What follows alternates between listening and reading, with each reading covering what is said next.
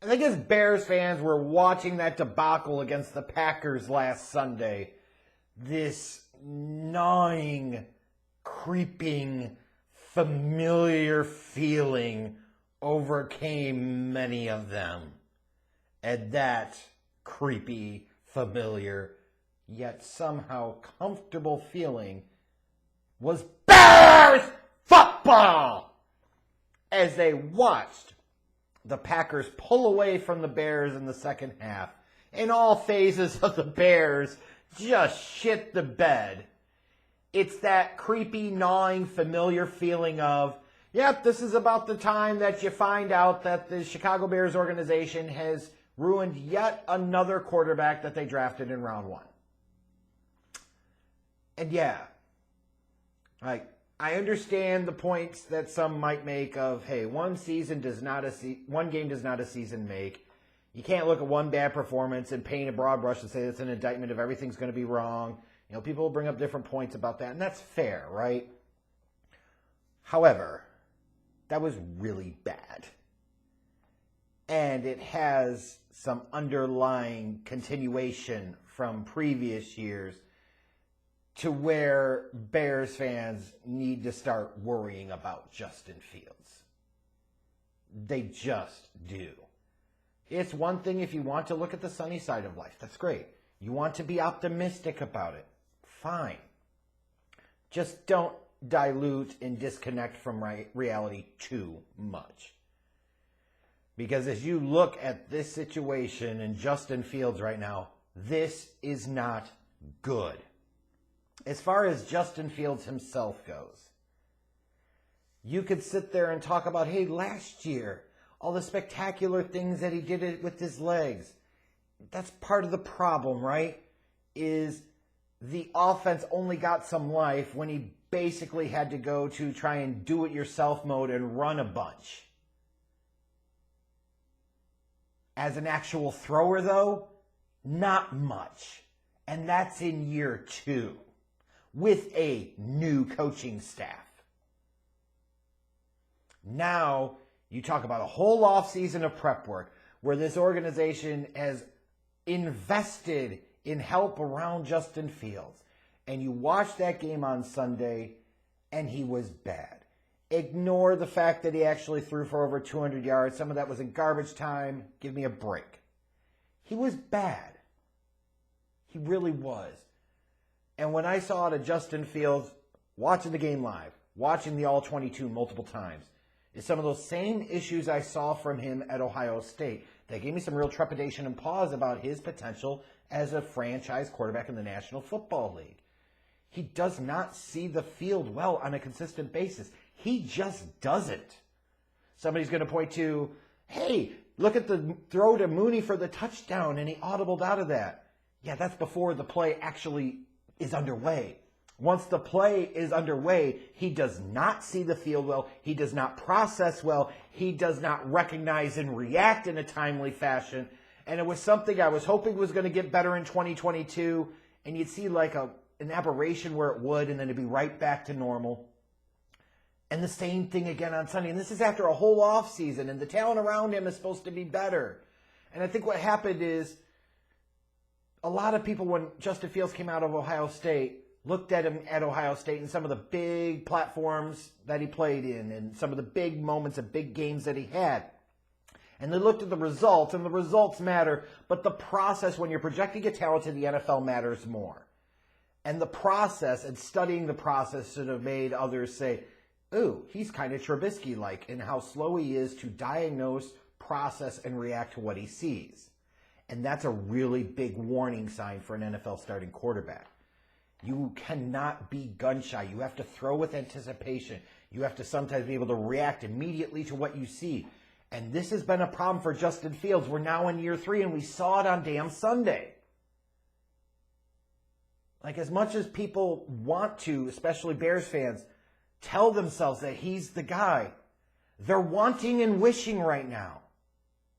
No other fan base looks at a Justin Fields and says, honestly, that feels like a top 10 franchise NFL quarterback.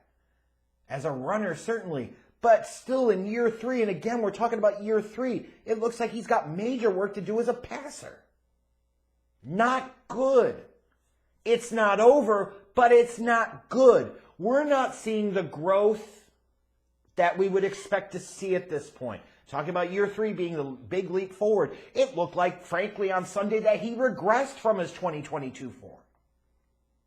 So yeah, Bears fans should be worried about Justin Fields, but as so often is the case, it does not just fall on one person, one man. It does not. And I'm a firm believer in it takes a franchise to make a franchise quarterback. And as easy as it is to look at some of the flaws in Justin Fields and his bad performance on Sunday and say, it's on him. It is on him. But it's not on him alone. You start with the general manager. This dumb dick decided, hey, you know what we're going to do? We're going to barely invest in the offensive line. We're going to sign somebody like Nate Davis, who apparently is head coach in Tennessee, Mike Vrabel, absolutely fucking hated. Great, you drafted Darnell Wright, 10th overall, cool. But you put yourself in a spot where Lucas Patrick, with one injury, could ever see the fucking football field. That's a problem. He half-assed such an important part of that team. Same general manager that when it came time, his first job, he looked at Justin Fields, said, this is the most important part of this team. We got to get this right. So I know what I'll do. I'll hire Matt Eberflus, a defensive coordinator from a defense in Indianapolis that wasn't even elite, and in the last game of the 2021 season, gagged up and lost to the goddamn fucking Jaguars, costing him a playoff spot. That's the asshole that he went with. Why the fuck would you do that? As the league is going so much toward offensive-minded head coaches, the Bears went back to, you guessed it, as the shirt says, Bears football! And then you look at that roster. Okay, you trade the number 1 pick away, you bring in DJ Moore. Fantastic. You've got Mooney coming back. But this is the same guy that traded the 32nd overall pick effectively for Chase Claypool. Same guy the year before that signed Byron Pringle and basically cost him like a 3rd or 4th round compensatory pick. You know, you have to start wondering, does Ryan Poles know what the fuck he's doing? I haven't even gotten to the defense, right? But let's talk about the coaching staff. Matt Eberflus is the guy that you want mentoring, coaching up, and developing Justin Fields? Are you fucking serious? And then you look at the offensive coordinator. Put him up. I'm the offensive coordinator. I got courage. 1st and 10. Gonna do what they never imagined. Halfback dive. 2nd and 8. Gonna catch him off guard. Really surprise him. Deep into the bag of trips. Halfback dive. You could see on Sunday, time after time, you see JT Sullivan and other people, just Brian Baldinger ripping this fucking game plan, these play structures to freaking shreds. What the hell are they doing? What the hell is this supposed to accomplish? And this is the same shit I saw last year. So you are basically, because your head coach doesn't know what the fuck he's doing when it comes to developing a quarterback, you are putting your quarterback in the hands of a guy that was a quarterback coach or whatever the fuck, offensive coordinator in Green Bay, who gives a shit, quarterback coach, where he had very little control or power. He comes in as an offensive coordinator with a system that doesn't really fit Justin Fields' skill set, and we can clearly see there's some type of negative coaching impact here to the point where they're trying to take any and all risk out of this fucking game, which is dumb. With a guy with Justin Fields' arm talent, you want to take some of that risk. Some risk it, some biscuit, right? The whole way this shit is structured makes absolutely no fucking sense. So you got a general manager who will sit there in last year's draft, invested his first two picks on the defense, and then when it came to the 2023 draft, when you know the quarterback is the most important thing, his 2nd, 3rd, and 4th picks respectively in the total draft were fucking on the defensive side of the ball. His biggest priority, it seemed like, in free agency was to sign 2 off-the-ball linebackers, all the while the defensive line still sucks dick. That's your general manager. That's the guy I'm supposed to have confidence in. The guy that sat there and gave Nate Davis big money. The guy that sits there and still has confidence in Lucas Patrick. The same guy that traded away what ended up being the 32nd overall pick for fucking Chase Claypool. Excuse the fuck out of me if I'm not buying that. I'm supposed to have confidence and faith in Matt Eberflus. Him and all-ass Alan Williams Can't even get the goddamn defense coached up right. What the hell makes you think, or myself think, or anybody think that they would have any fucking clue on how to develop a young quarterback that needs it like Justin Fields? And then you get to Luke Getsy. Are you fucking serious right now? So should Bears fans worry? You're goddamn right they should worry about Justin Fields. Because you're not seeing growth and progression and development out of JF1. And furthermore, so much of it is about situation. And the situation that Justin Fields finds himself in is absolute shit. It's shit. And it is a very familiar gnawing feeling.